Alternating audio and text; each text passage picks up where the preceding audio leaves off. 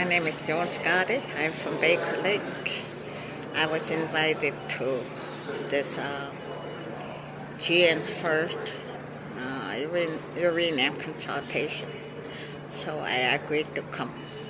Although I'm not too sure how it's all gonna work. You know, whether we're gonna have our own presentation or answer questions or raise questions or. And I'm glad that GN agreed to have this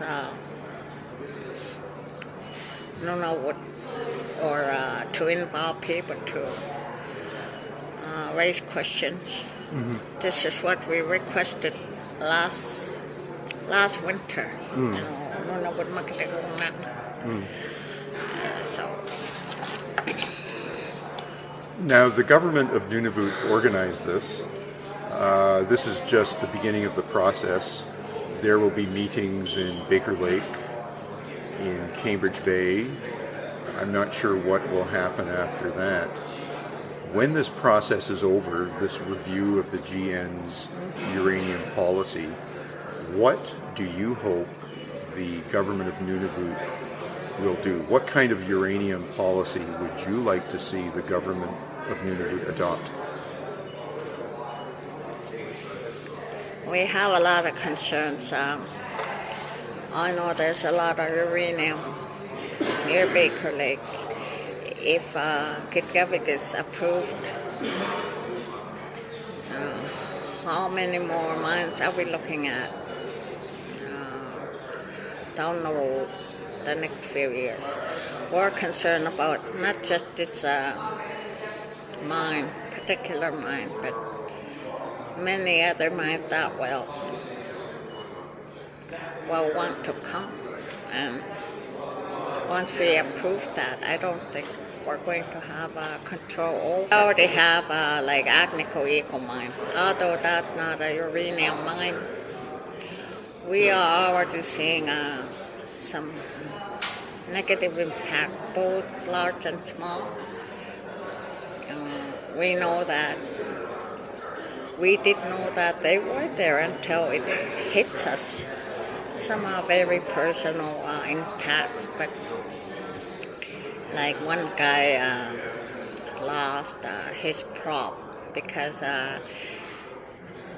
we now get like over 30 barges a year, and they have placed many anchors in the lake that he didn't know it was there.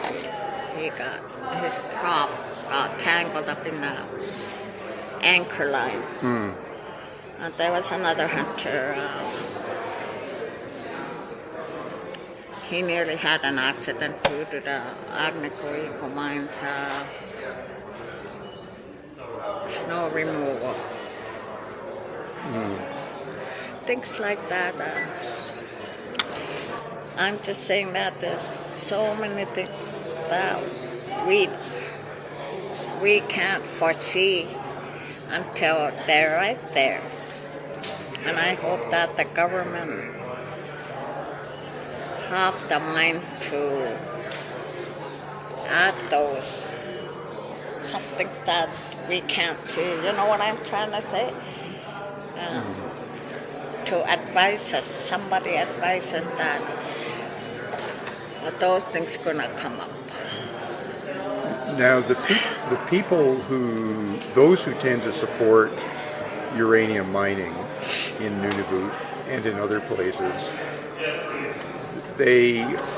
when people talk to them about the dangers of uranium mining, they'll usually respond by saying, yes, we have a regulatory system. We have a regulatory system that will ensure that uranium mining is safe, doesn't harm workers, doesn't harm the environment, doesn't harm caribou, and so on. Do you have faith in the regulatory system? You know, in the Water Board, the NERB, the Federal Nuclear Safety Commission, and so on. Do you have faith in their ability to protect you and the other people of Baker Lake from the harmful consequences of a uranium mine? I see. Like I said, we have heard that Arriva Resources and other mining industry have told us that the last 20 years the technical part of safety has improved. But that for other parts of Canada, not for Nunavut. How good are they for this type of climate and also this type of environment? We are also Inuit depend on Baker Lake. It's the only inland Inuit community in Canada. We are the Caribou people. We depend on the Caribou so much. Once they are impacted negatively, so will our way of life.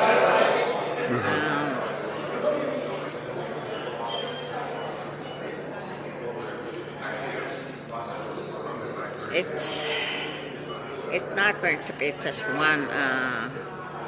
A little accident happens here, and it can have such a major impact on the whole thing. And I don't think we can pinpoint just one little impact for this area, because like Arriva said, once that our weather road is built, it's going to be crossing over 20 creeks, including Thilander,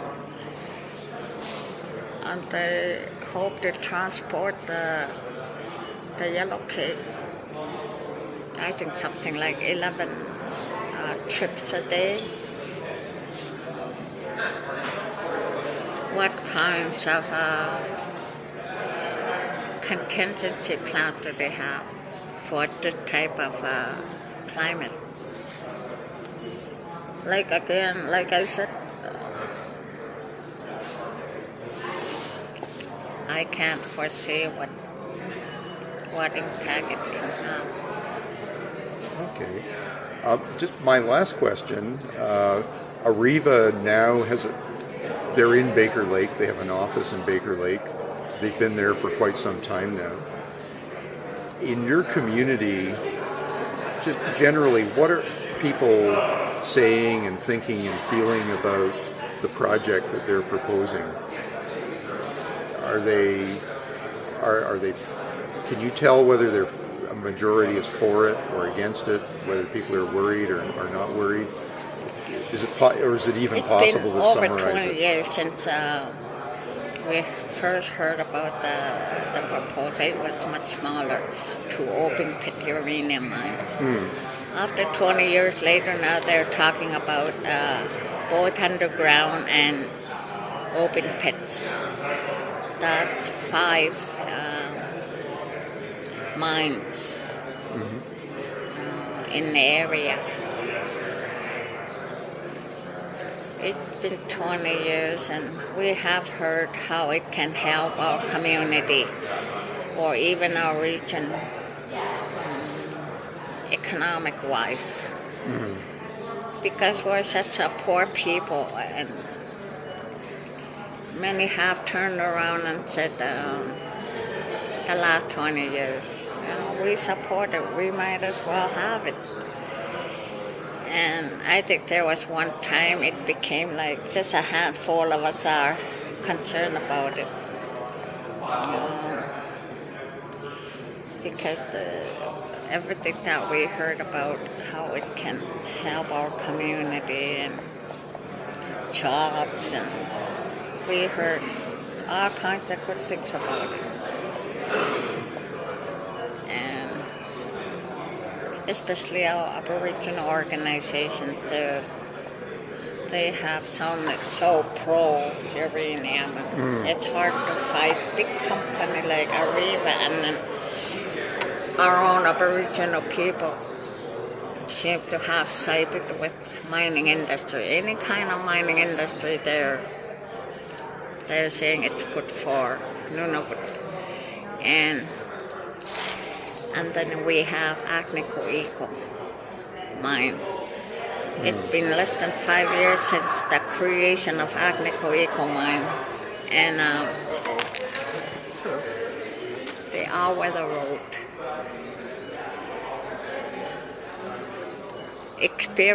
Different experiences have come up. Now people are comparing Agnico Eagle mine. So this is what's going to happen with Arriva. They're also proposing to build all-weather roads, and it's been, like I said, less than 5 years. This year, this winter, there are no caribou. Really? For the first time, we don't have caribou. They have moved away. Many hunters are experiencing hardships. Elderly committee have monthly feasts, like having a gathering to have caribou meat, and I'm on that committee. We have canceled all our monthly feasts because there are no caribou. 2 major gatherings for the community. They have provided turkey feasts because there are no caribou. This happened for the first time. About 10 days ago, there was a meeting between hunters and elders. In a total, about 15 elders. Now they're singing a different tune. They're saying, we don't want to see Arriva. We don't want to see another mine. It's going to have a major impact on us. Because what they're experiencing with Agnico Eagle. One hunter said, Arriva has said, wait until you see us warm up bigger than Agnico Eagle. We're going to bring more jobs and more money into the community. That's what they have said. This hunter said that this means more negative impact than what Agnico Eagle has brought in already. So almost every person in the community is now saying we don't want to read because of what they are experiencing with Agnico Eagle. It's all shifted. So it's really hard to say what they're going to say next year. Say maybe, because now they're all against it because what they are experiencing. I have one last question. And you said something that reminded me of something that I wanted to ask people about, and that is, a few years ago, Nunavummiut announced that it was forming a partnership with another uranium exploration company and to buy an interest in their property. We don't know if this exploration work will lead to a producing mine or not. But when you heard about that, how did you feel about what NTI taking ownership in a uranium property? Like I said, there has been a big shift with the new executive, the president. You know, they were reviewing their uranium policy. And I hope they will continue to really focus